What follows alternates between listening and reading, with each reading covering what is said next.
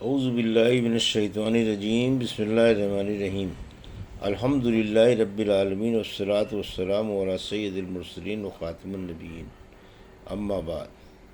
صحیح بخاری، باب کتاب بدء الخلق، حدیث نمبر 3291، اردو ترجمہ۔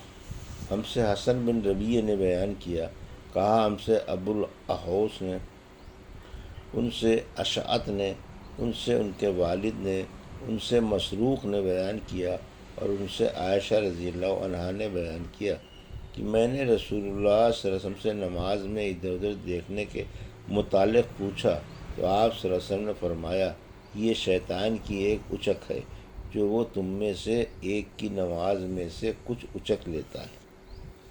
حدیث نمبر 3292، اردو ترجمہ۔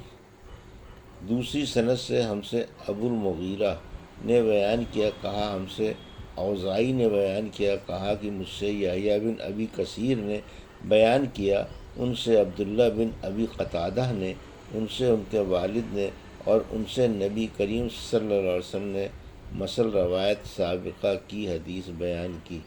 مجھ سے سلیمان بن عبد الرحمن نے بیان کیا، کہا ہم سے ولید نے بیان کیا، کہا ہم سے اوزاعی نے بیان کیا، کہا کہ مجھ سے یحییٰ بن ابی کثیر نے بیان کیا، کہا کہ مجھ سے عبداللہ بن ابی قتادہ نے بیان کیا، اور ان سے ان کے والد نے بیان کیا کہ نبی کریم صلی اللہ علیہ وسلم نے فرمایا، اچھا خواب اللہ تعالیٰ کی طرف سے ہے، اور برا خواب شیطان کی طرف سے ہے۔ اس لیے اگر کوئی برا اور ڈراؤنا خواب دیکھے تو بائیں طرف تھو تھو کر کے شیطان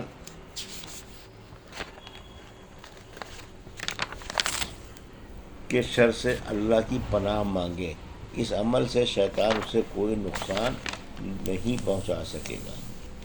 حدیث نمبر 3293، اردو ترجمہ۔ ہم سے عبداللہ بن یوسف نے بیان کیا، کہا ہم کو امام مالک نے خبر دی، انہیں ابو بکر کے غلام سمی نے، انہیں ابو صالح نے، اور انہیں ابو ہریرہ رضی اللہ عنہ نے کہا، رسول اللہ صلی اللہ علیہ وسلم نے فرمایا، جو شخص دن بھر میں 100 مرتبہ یہ دعا پڑھے گا۔ ترجمہ۔ نہیں کوئی معبود سوائے اللہ کے، اس کا کوئی شریک نہیں، ملک اسی کا ہے اور تمام تعریف اسی کے لیے ہے، اور وہ ہر چیز پر قادر ہے۔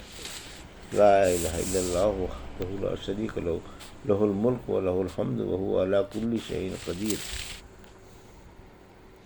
اسے 10 غلام آزاد کرنے کے برابر ثواب ملے گا، 100 نیکیاں اس کے نامہ اعمال میں لکھی جائیں گی، اور 100 برائیاں اس سے مٹا دی جائیں گی۔ اس روز اس دن بھر یہ دعا شیطان سے اس کی حفاظت کرتی رہے گی تاں کہ شام ہو جائے، اور کوئی شخص اس سے بہتر عمل لے کر نہ آئے گا مگر جو اس سے بھی زیادہ یہ کلمہ پڑھ لے۔ حدیث نمبر 3294، اردو ترجمہ۔ ہم سے علی بن عبداللہ نے بیان کیا، کہا ہم سے یعقوب بن ابراہیم نے بیان کیا، کہا ہم سے ہمارے والد نے بیان کیا، ان سے صالح نے، ان سے ابن شہاب نے بیان کیا، کہا کہ مجھے عبدالحمید بن عبد الرحمن بن زید نے خبر دی، انہیں محمد بن سعد بن ابی وقاص رضی اللہ عنہ نے خبر دی، اور ان سے ان کے والد حضرت سعد بن ابی وقاص رضی اللہ عنہ نے بیان کیا کہ ایک دفعہ عمر رضی اللہ عنہ نے رسول اللہ صلی اللہ علیہ وسلم کی خدمت میں حاضر ہونے کی اجازت چاہی۔ اس وقت چند قریشی عورتیں، خود آپ کی بیویاں، آپ کے پاس بیٹھی آپ سے گفتگو کر رہی تھیں اور آپ سے خرچ میں بڑھانے کا سوال کر رہی تھیں، خوب آواز بلند کر کے، لیکن جوں ہی حضرت عمر رضی اللہ عنہ نے اجازت چاہی، وہ خواتین جلدی سے پردے کے پیچھے چلی گئیں۔ پھر رسول اللہ صلی اللہ علیہ وسلم نے انہیں اجازت دے دی۔ آن حضرت صلی اللہ علیہ وسلم مسکرا رہے تھے۔ عمر رضی اللہ عنہ نے کہا، اللہ تعالیٰ ہمیشہ آپ کو ہنستا رکھے۔ یا رسول اللہ، آپ نے فرمایا کہ مجھے ان عورتوں پر تعجب ہوا، ابھی میرے پاس تھیں، لیکن جب تمہاری آواز سنی تو پردے کے پیچھے جلدی سے بھاگ گئیں۔ حضرت عمر رضی اللہ عنہ نے عرض کیا، لیکن آپ یا رسول اللہ زیادہ اسی کے مستحق تھے کہ آپ سے یہ ڈرتیں۔ پھر انہوں نے کہا، اے اپنی جانوں کے دشمنوں، مجھ سے تو تم ڈرتی ہو اور آن صلی اللہ علیہ وسلم سے نہیں ڈرتی؟ ازواج مطہرات بولی کہ واقعہ یہی ہے، کیونکہ آپ رسول اللہ صلی اللہ علیہ وسلم کے برخلاف مزاج میں بہت سخت ہیں۔ رسول اللہ صلی اللہ علیہ وسلم نے فرمایا، اس ذات کی قسم جس کے ہاتھ میں میری جان ہے، اگر شیطان بھی کہیں راستے میں تم سے مل جائے تو جھٹ وہ یہ راستہ چھوڑ کر دوسرا راستہ اختیار کر لیتا ہے۔ حدیث نمبر 3295، اردو ترجمہ۔ ہم سے ابراہیم بن حمزہ نے بیان کیا، کہا مجھ سے ابن ابی حازم نے بیان کیا، ان سے یزید نے، ان سے محمد بن ابراہیم نے، ان سے عیسیٰ بن طلحہ نے، اور ان سے حضرت ابو ہریرہ رضی اللہ عنہ نے کہ نبی کریم صلی اللہ علیہ وسلم نے فرمایا، جب کوئی شخص سو کر اٹھے اور پھر وضو کرے تو 3 مرتبہ ناک جھاڑے، کیونکہ شیطان رات بھر اس کی ناک کے نتنے پر بیٹھا رہتا ہے، جس سے آدمی پر سستی غالب آ جاتی ہے، بس ناک جھاڑنے سے وہ سستی دور ہو جائے گی۔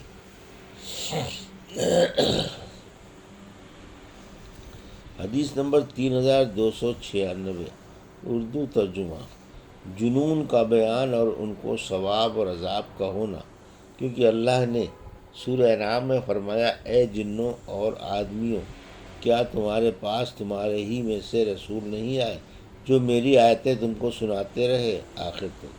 قرآن مجید میں سورہ جن میں بقصہ بے معنی نقصان کے ہے۔ مجاہد نے کہا، سورہ صافات میں جو یہ ہے کہ کافروں نے پروردگار اور جنات میں ناطہ ٹھہرایا ہے۔ قریش کہا کرتے تھے کہ فرشتے اللہ کی بیٹیاں ہیں اور ان کی مائیں سردار جنوں کی بیٹیاں ہیں۔ اللہ تعالیٰ نے ان کے جواب میں فرمایا، جن جانتے ہیں کہ ان کافروں کو حساب کتاب دینے کے لیے حاضر ہونا پڑے گا۔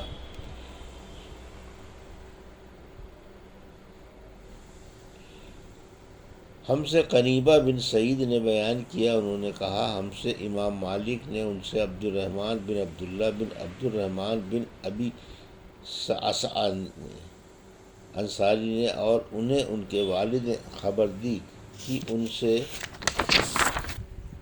حضرت ابو سعید خدری رضی اللہ عنہ نے کہا، میں دیکھتا ہوں کہ تم کو جنگل میں رہ کر بکریاں چرانا بہت پسند ہے، اس لیے جب کبھی اپنی بکریوں کے ساتھ تم کسی بیابان میں موجود ہو اور وقت ہونے پر نماز کے لیے اذان دو تو اذان دیتے ہوئے اپنی آواز خوب بلند کرو، کیونکہ مؤذن کی آواز اذان کو جہاں تک بھی کوئی انسان، جن یا کوئی چیز بھی سنے گی تو قیامت کے دن اس کے لیے گواہی دے گی۔ حضرت ابو سعید رضی اللہ عنہ نے کہا، یہ حدیث میں نے رسول اللہ صلی اللہ علیہ وسلم سے سنی تھی۔